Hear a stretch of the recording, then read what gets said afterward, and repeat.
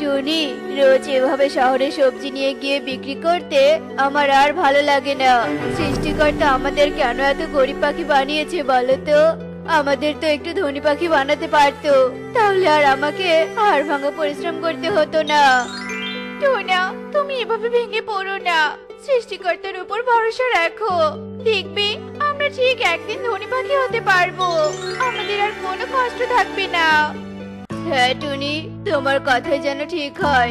আমি সেই দিনটার অপেক্ষায় থাকবো। এখন আমি শহরে সবজি বিক্রি করতে যাচ্ছি। তুমি সাবধানে থেকো, আমাদের সন্তানের যেন কোনো ক্ষতি না হয়। তোমাকে তো এ সময়ে অনেক সাবধানে থাকতে হবে, বুঝেছো? হ্যাঁ টোনা, বুঝেছি। তুমি কোনো চিন্তা করো না, আমি সাবধানে থাকবো। এরপর টোনা ভ্যানে করে সবজি নিয়ে শহরে যায় বিক্রি করতে। আর কিছুক্ষণ পরেই টোনা শহরে পৌঁছে যায়। সবজি নিবে গো, সবজি, টাটকা টাটকা সবজি। আজ দেখছি কেউই সবজি কিনে নিচ্ছে না। এত কষ্ট করে শহরে আসলাম সবজি বিক্রি করতে, কিন্তু কেউ আমার কাছ থেকে সবজি নিচ্ছে না। টুনি তো গর্ভবতী, ওকে এখন পুষ্টিকর ফলমূল খাওয়াতে হবে। কিন্তু সবজি বিক্রি করতে না পারলে তো কোনো ফলমূলই কিনতে পারবো না। না, আমাকে সবজি বিক্রি করে তবেই ঘরে ফিরতে হবে। এসব কথা বলতে বলতে টোনার কাছ থেকে দুজন পাখি সবজি কিনতে আসে। দাদা, আমাকে কিছু সবজি দিন তো। আর এইসব সবজি টাটকা তো, নাকি বাসি সবজি বিক্রি করতে নিয়ে এসেছেন? না দাদা, এসব একদম টাটকা সবজি। সব সবজি আজ ক্ষেত থেকে তুলে এনেছি। এরপর টোনা তোতাকে সবজি দেয়, আর তোতা টাকা দিয়ে সবজি নিয়ে যায়। আর এভাবে সারাদিন সবজি বিক্রি করে টোনা বাড়িতে ফেরে। টুনি, লক্ষ্মী বউ আমার, কোথায় গেলে? এখানে শুনে যাও তো। টোনা, তুমি আমাকে ডাকছিলে? কি হয়েছে গো? টুনি, আমি তোমার জন্য পুষ্টিকর ফল এনেছি। এই সময় তোমার পুষ্টিকর খাবার খাওয়া দরকার। ফল এনেছো? কিন্তু এসব ফলের তো অনেক দাম। তুমি এত টাকা কোথায় পেলে গো? আজ সবজি বিক্রি করে যে টাকা পেয়েছি তা দিয়ে কিনেছি টুনি। তুমি আমার পিছনে সব টাকা এইভাবে শেষ করো না টোনা। আমার এত দামি দামি ফল খেতে হবে না। আমি এমনিতেই সুস্থ আছি। এত কথা না বলে তাড়াতাড়ি ফলগুলো খেয়ে নাও তো দেখি। এরপর টুনি টোনার কথা মতো ফলগুলো খেয়ে নেয়। আর এভাবেই কিছুদিন কেটে যায়। আর টুনি একটা ডিম দেয়, আর ডিম থেকে জন্ম নেয় ছোট্ট একটা মিষ্টি মেয়ে। টোনা ও টুনি তাদের সন্তানকে দেখে অনেক খুশি হয়ে যায়। মা, মা, আমাকে খেতে দাও মা। আমার অনেক খিদে পেয়েছে মা। ঠিক আছে টুকি, আমি তোকে এক্ষুনি খেতে দিচ্ছি। তুই এখানে বস, আমি খাবার নিয়ে আসছি।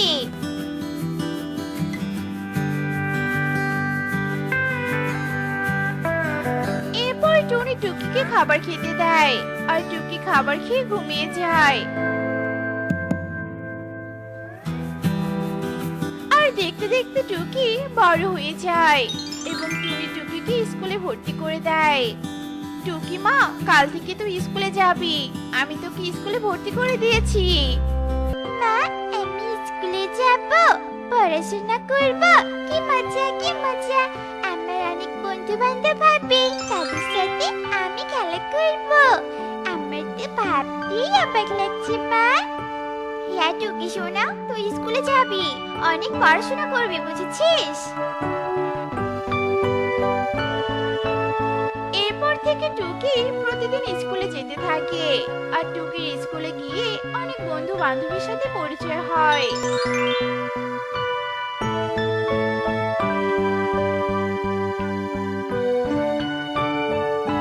মা, মা, আমার তো কয়েকদিন পর জন্মদিন। তুমি আর বাবা আমাকে কি উপহার দিবে মা?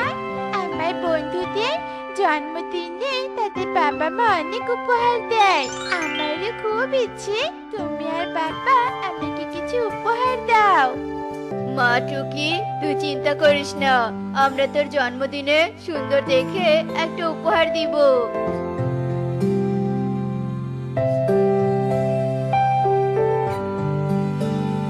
কিন্তু টোনা, তোমার কাছে তো টাকা নেই, তাহলে তুমি উপহার কিনবে কি করে? আমাদের তো ভাত খেতেই টানাটানি লেগে যায়। তুমি টুকিকে মিথ্যে সান্ত্বনা দিচ্ছ কেন বলো তো? তুমি ভেবো না টুনি, আমি ঠিক একটা কিছু উপায় বের করব।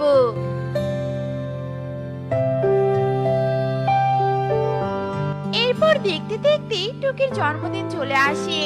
আর টোনা সবজি বিক্রি করে কিছু টাকা সরিয়ে রেখেছিল। সেই টাকা দিয়ে টুকিকে সুন্দর একটা লাল ছাতা কিনে দেয়। মা টুকি, এই নে তোর জন্মদিনের উপহার। তোর পছন্দ হয়েছে তো? এই লাল ছাতাটা আমার, এটা তো দেখতে অনেক সুন্দর। আমার অনেক পছন্দ হয়েছে বাবা, তোমাকে অনেক ধন্যবাদ বাবা।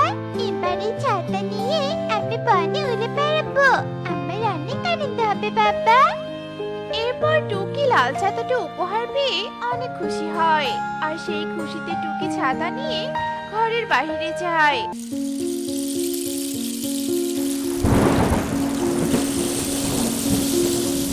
তখন কাকলির ছেলে ঘরে জানালা দিয়ে টুকিকে লাল ছাতাটা নিয়ে বেড়াতে দেখে। মা দেখো, ওই টুকি কি সুন্দর একটা লাল ছাতা নিয়ে উঠছে। আমিও লাল ছাতা নিব মা, আমাকে লাল ছাতা কিনে দাও মা, আমাকে কিনে দাও।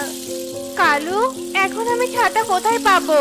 আমাদের কাছে তো ছাতা কেনার মতো টাকা নেই। কালু, তুমি ওই টুকি লাল ছাতাটা আমার ছেলেকে এনে দাও। আমার ছেলের কান্না আমি সহ্য করতে পারবো না। কাকুলি, আমি টুকির ছাতা কি করে নিয়ে আসবো? আমি এত কিছু জানি না, তুমি আমার ছেলেকে ওই টুকি লাল ছাতাটা এনে দিবে, এটাই আমার শেষ কথা। আমি আর কোনো কথাই শুনতে চাই না। ঠিক আছে কাকুলি, আমি টুকির ছাতা কনককে এনে দিব, তুমি কোনো চিন্তা করো না।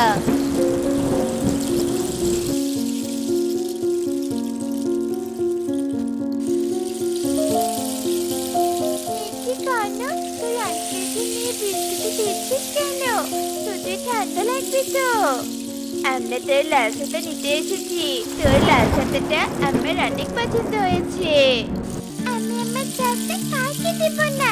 বাবা আমাকে আমার জন্মদিনে এই সুন্দর লাল ছাতা উপহার দিয়েছে, আর আমি তোকে সেই ছাতা দিতে যাবো কেন? হ্যাঁ, ভালোই ভালো ছাতা দিয়ে দে বলছি, না হলে এক থাপ্পড় দিয়ে গাল লাল করে দিব বলে দিলাম। কালু আঙ্কেল, তুমি আমাকে থাপ্পড় দিবে কেন? সেটা তোমার টাকা দিয়ে কেনা নয়, তাহলে আমি তোমাকে আমার ছাতা দিতে যাবো কেন শুনি? টুকির এমন কথা শুনে কালু কাক ভীষণ রেগে যায়। আর টুকিকে ধাক্কা দিয়ে টুকির ছাতাটা কালু কাক কনককে দিয়ে দেয়। আর টুকি কাঁদতে শুরু করে। আমার ছাতা, আমার ছাতা, আমি মা বাবাকে গিয়ে সব বলে দিব, সব বলে দিব। এরপর টুকি কাঁদতে কাঁদতে বাড়িতে চলে যায়। আর এদিকে কনক টুকির লাল ছাতা নিয়ে সারা বনে উড়ে বেড়াতে থাকে। মা টুকি, তুই ঘরে এসেছিস? তোর লাল ছাতা কোথায় রেখেছিস? দেখছি না যে। আর তোর চোখ তো কেমন দেখাচ্ছে কেন রে মা? মা, আমার ছাতা কালু আঙ্কেল আমার কাছ থেকে চুরি করে নিয়েছে, আর কনককে সেই ছাতাটা দিয়েছে। আমার ছাতা আমাকে এনে দাও মা, আমার ছাতা আমাকে এনে দাও। টুকি, তুই কি বলছিস এসব? কালু দাদা কেন তোর ছাতা নিয়ে কনককে দিবে? তুই কাঁদিস না মা, আমি দেখছি তোর ছাতা দিতে পারি কিনা। এরপর টনি কালু কাকের বাড়িতে যায়।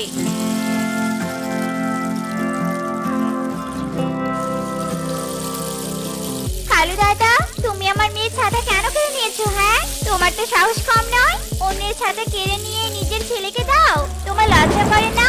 আমার মেয়ের ছাতা এক্ষুনি ফিরিয়ে দাও বলছি। আমার ছেলে তোর মেয়ের লাল ছাতা দেখে পছন্দ করেছে, তাই আমি ওই ছাতা কনককে এনে দিয়েছি। আর এখন আমি তোকে ছাতা দিতে পারবো না, কনক ছাতা নিয়ে ঘুরতে গেছে। এরপর টনি কালু কাকের কথা শুনে কনককে খুঁজতে যায়। আর অন্যদিকে কনক উঠতে উঠতে বনের শেষ প্রান্তে চলে যায়। আর সেখানে বাস করতো ইগল ও তার মেয়ে ইতি। বাবা বাবা, বাইরে একটা পাখি বাচ্চা কি সুন্দর লাল ছাতা নিয়ে উড়ে বেড়াচ্ছে। আমি ওই লাল ছাতা নিব, আমাকে এনে দাও না বাবা। তুই এই পাখির লাল ছাতা নিবি? ঠিক আছে মা, তুই কোনো চিন্তা করিস না, আমি এক্ষুনি তোকে ওই লাল ছাতা এনে দিচ্ছি।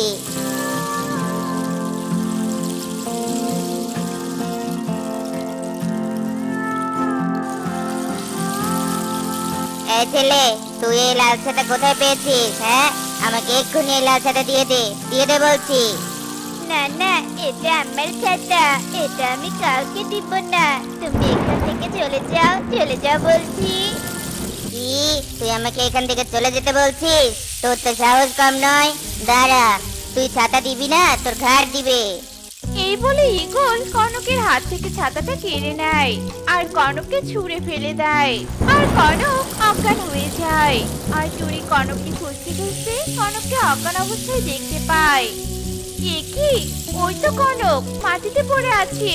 কিন্তু কনকের কি হয়েছে দেখি তো গিয়ে। এরপর টুনি কনকের কাছে যায় আর কনককে অজ্ঞান দেখে কনকের বাড়িতে নিয়ে যায়। কি হয়েছে আমার ছেলে কেন কথা বলছে না? কাকুলি দিদি, আমি কনককে অজ্ঞান অবস্থায় বনের শেষ প্রান্তে পেয়েছি। কনকের জ্ঞান ফিরলে তুমি সবটা জানতে পারবে। বাবা, তোর কি হয়েছিল? আমাকে সবটা খুলে বলতো।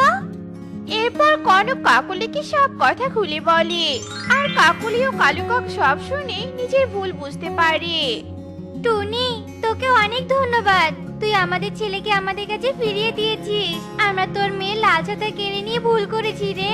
আর যদি তোর মেয়ের ছাতা আমরা কেড়ে না নিতাম, তাহলে আমার ছেলেটা এত বড় বিপদে পড়তো না। আমাদের লোভের কারণে আমাদের ছেলেটা আজ মরতে বসেছিল। আমাদের তুই ক্ষমা করে দিস রে। আমরা এই ভুল আর কখনো করবো না। ঠিক আছে কাকুলি দিদি, তোমাকে আর ক্ষমা চাইতে হবে না। তোমরা আর কখনো লোভ করো না।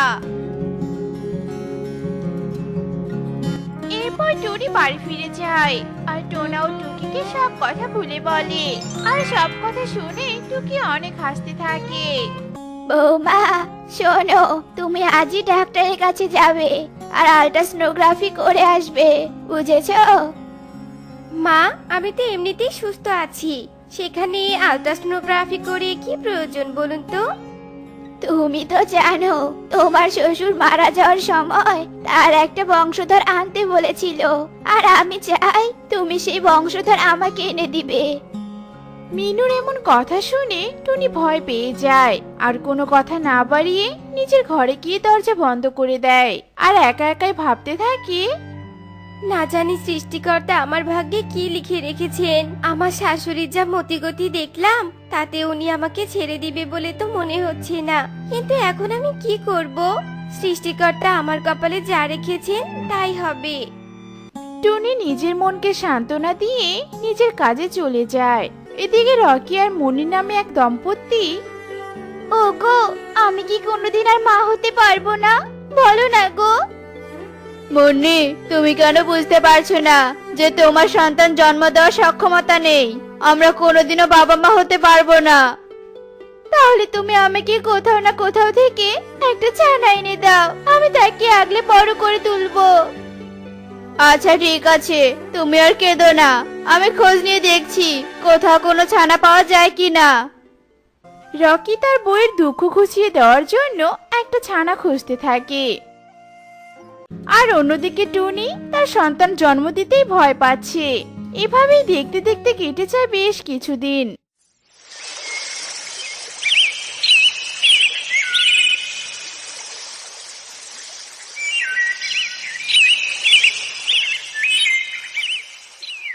এরই মধ্যে টুনিও ডিম দেয় আর ডিম ফুটে একটা ছানাও বের হয়, কিন্তু সেটা কোনো স্বাভাবিক ছানা নয়, কালো কুচকুচে একটা কন্যা সন্তান জন্ম দেয়।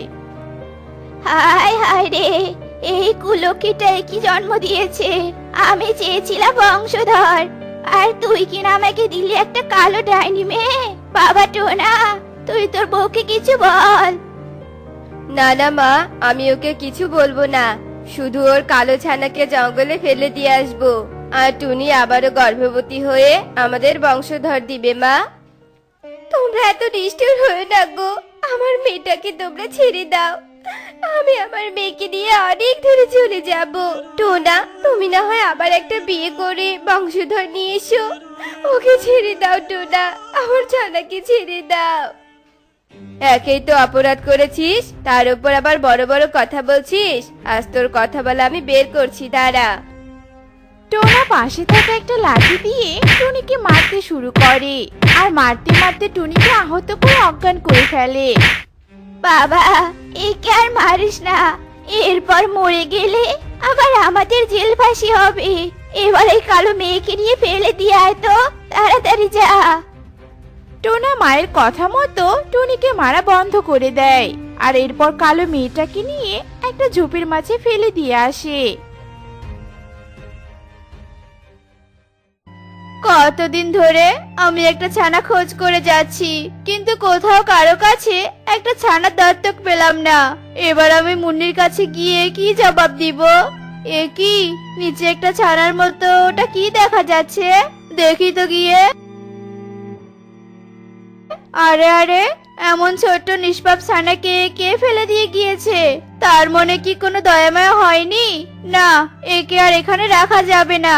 কোনো জন্তু জানোয়ার দেখতে পেলে খেয়ে নিবে আবার। রকি ছানাটাকে তুলে নিয়ে নিজের বাড়ি ফিরে আসে, আর মুন্নি কালো কন্যাকে দেখতে পেয়ে ভীষণ খুশি হয়। রকি, তুমি আমার জন্য ছানা এনেছো? দাও, ওকে জড়িয়ে ধরে আমি একটু প্রাণ ভরে আদর করি। মারে, তুই ভাবে চুপ করে কেন আছিস? আমাকে মা বলে ডাক। মা, মা, মা। এই তো আমার মেয়ে মা বলে ডেকেছে আমাকে। রকি, আজ থেকে আমি আমার মেয়ের নাম রাখলাম কালুবতী। আরে বাহ, ভারী মিষ্টি নাম তো। এবার মা মেয়ে মিলে খুনসুটি করতে থাকো, আমি অফিসে গেলাম। রকি মুন্নিকে বিদায় জানিয়ে তার কাজে চলে যায়, আর মুন্নি কালুবতীকে স্নান করিয়ে খাবার খাওয়াতে থাকে। এভাবেই দেখতে দেখতে 2 দিন হয়ে যায়।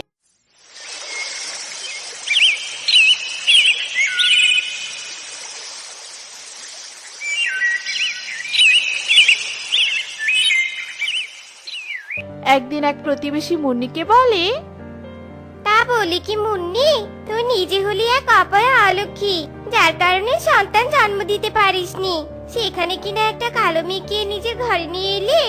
এবার তো পুরো জঙ্গলে অমঙ্গল ডেকে আনছিস তুই।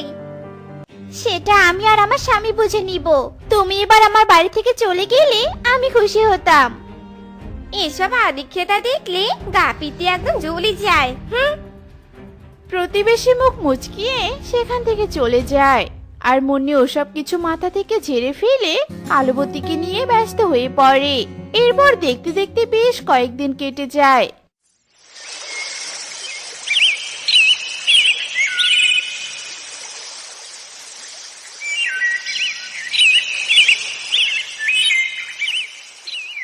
এরই মধ্যে কালুবতী বড় হয়ে যায়, আর তাকে স্কুলে ভর্তি করিয়েও দেওয়া হয়। জানো মা, আমার না পড়াশোনা করতে খুব ভালো লাগে। আমি বড় হয়ে বড় একটা অফিসার হব, আর আমার কাছে তখন অনেক টাকা থাকবে। সেগুলো দিয়ে আমি সব অসহায়দের সাহায্য করব, সব পথ শিশুদের পড়াশোনার ব্যবস্থা করে দিব। ঠিক আছে রে মা, তোর যা ভালো লাগে তুই তাই করিস, আর আমি তাতেই অনেক খুশি হব। আর আমরা দুজন খুশি হলে তো তোর বাবাও অনেক খুশি হবে। কালুবতী মায়ের কথা শুনে অনেক খুশি হয়। এরপর থেকে কালুবতী আরো মন দিয়ে পড়াশোনা করতে থাকে। এভাবে দেখতে দেখতে অনেকগুলো দিন পেরিয়ে যায়।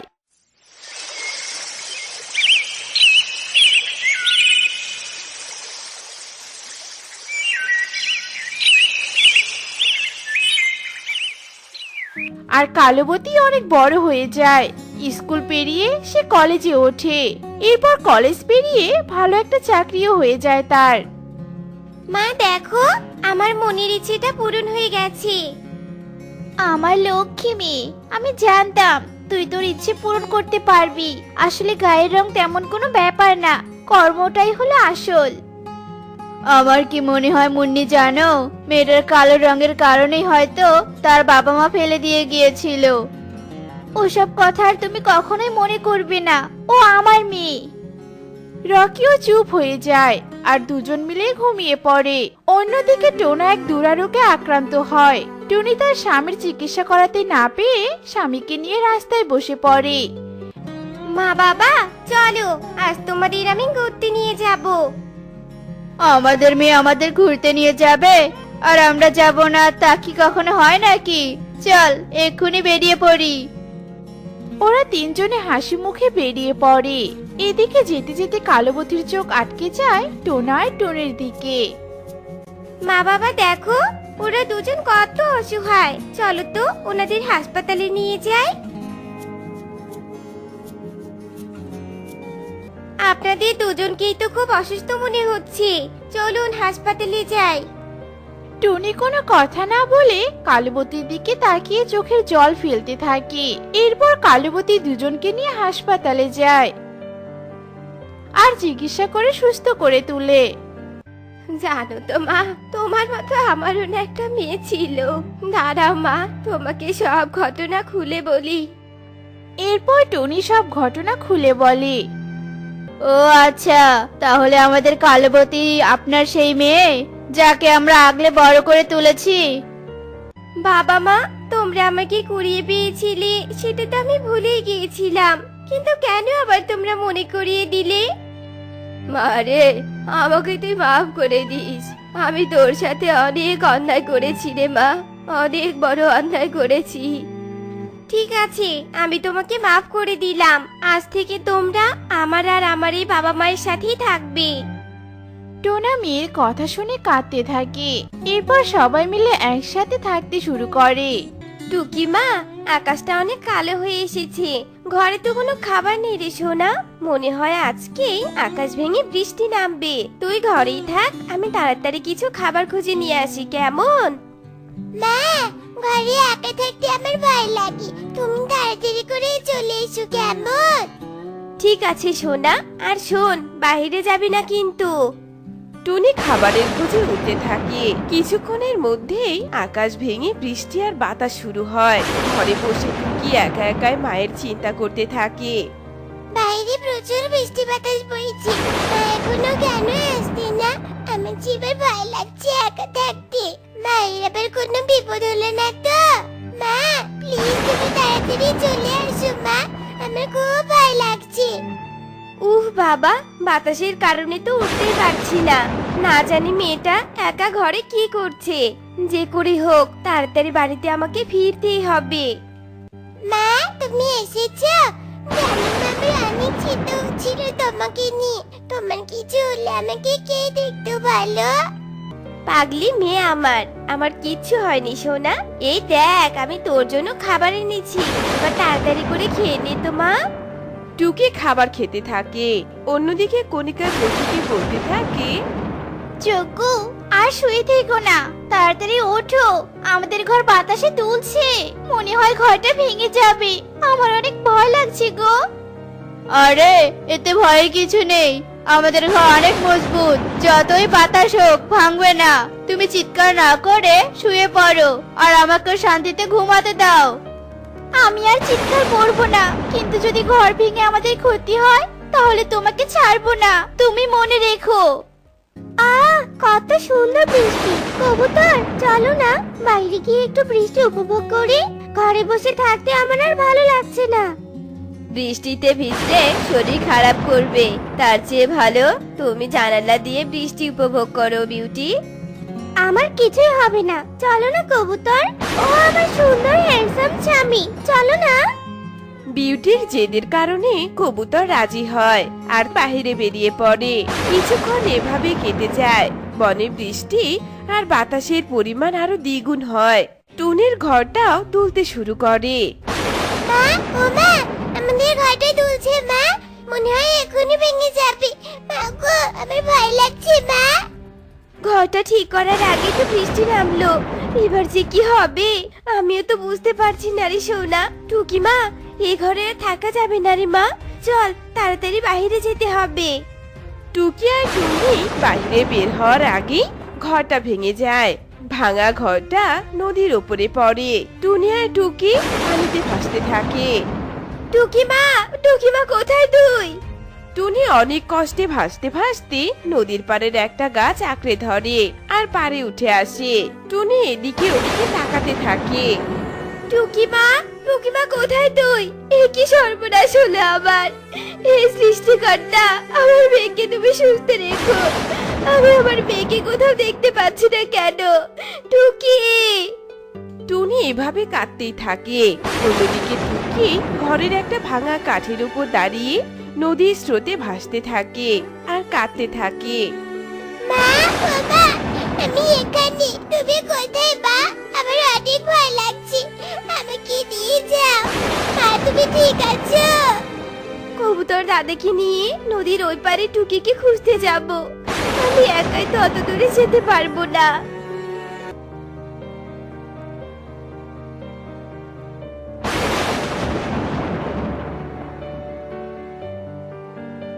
কবুতর দাদা, আমার ঘরটা ভেঙে গিয়েছে আর টুকি নদীর পানিতে পড়ে গেছে। দাদা, নদীর ওই পারে টুকিকে খুঁজতে যেতে হবে, আমার সাথে একটু চলো না দাদা। পাগল হয়েছিস নাকি? এই বৃষ্টি বাতাসে মরার জন্য বাহিরে যাব? কখনোই না। আর দেখছিস না আমি আমার বউয়ের সাথে বৃষ্টি উপভোগ করছি? তা চলে যা এখান থেকে, যত সব। কবুতর টুনিকে তাড়িয়ে দেয়। টুনি কাঁদতে কাঁদতে টিয়া আর কণিকার বাড়িতেও যায়, কিন্তু কেউই টুনির সাথে যেতে রাজি হয় না। টুনি নদীর পাড়ের একটা গাছের ডালে বসে কাঁদতে থাকে। কেউ যেতে চাইছে না আমার সাথে, তাহলে কি আমি আমার মেয়েকে আর খুঁজে পাবো না? না, এটা হতে পারে না। আমার মেয়ে আমার কাছে আবারও ফিরে আসবে। সৃষ্টিকর্তা, কেন করলে এমনটা আমার সাথে? অন্যদিকে টুকি ভাসতে ভাসতে নদীর তীরে পৌঁছায়। আমি কোথায় আসলাম? এটা তো নতুন বন। এই বন থেকে আমি মায়ের কাছে যাব কি করে? কেউ আমাকে সাহায্য করো, আমার বৃষ্টিতে অনেক ঠান্ডা লাগছে, আমি মায়ের কাছে যাব। টুকির পাশে একটা পেঁপে গাছ ছিল। টুকির কান্না শুনে পেঁপে গাছটা বলতে থাকে, কি হয়েছে পাখি? তুমি কাঁদছো কেন? এই বৃষ্টিতে ভিজে এভাবে কেন কাঁদছো? তোমার মা কোথায়? এরপর টুকি কাঁদতে কাঁদতে পেঁপে গাছকে সবটা খুলে বলে। আমার মা কেমন আছে, কোথায় আছে আমি জানি না। শান্ত হও পাখি, আমি তোমার দুঃখটা বুঝতে পারছি। আমি তোমাকে তোমার মায়ের কাছে নিয়ে যাব। মা হারানোর কষ্টটা আমিও ভোগ করেছি। তুমি কিভাবে আমাকে নিয়ে যাবে আমার মায়ের কাছে বলো তো? আমি একটা জাদুই পেঁপে গাছ। তোমার মায়ের নাম বলো আমাকে। আচ্ছা চলো এবার তোমার মায়ের কাছে। পেঁপে গাছ জাদু করে টুনির সামনে আসে। টুনি তখন নদীর পাড়ে দাঁড়িয়ে বৃষ্টিতে ভিজে ভিজে কান্না করছিল। টুনি টুকিকে দেখে জড়িয়ে ধরে আর বলতে থাকে, টুকি মা, তুই ঠিক আছিস সোনা? তোর জন্য আমার অনেক চিন্তা হচ্ছিল রে। তুই হঠাৎ এখানে এসে কি করে রে মা? এরপর টুকি টুনিকে পেঁপে গাছের কথা খুলে বলে। তোমাকে অনেক ধন্যবাদ পেঁপে গাছ। এবার তুমি তোমার জায়গায় ফিরে যেতে পারো। আমার তো কোনো জায়গা নেই, আর কোনো আত্মীয় স্বজনও নেই। আমি তোমাদের কাছে থাকতে চাই। আমাদের তো কোনো ঘর নেই, তুমি আমাদের সাথে থাকবে কি করে? এরপর পেঁপে গাছ জাদু করে একটা ঘর প্রকট করে। তোমরা এই ঘরে থাকবে আর আমাকে তোমাদের উঠোনে রোপণ করবে। তোমাদের সাথে আমি মিলেমিশে থাকতে চাই।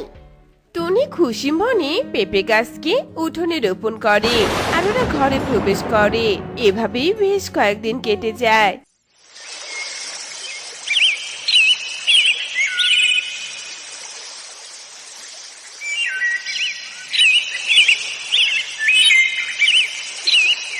একদিন পেঁপে গাছে একটা লাল পেঁপে ধরে।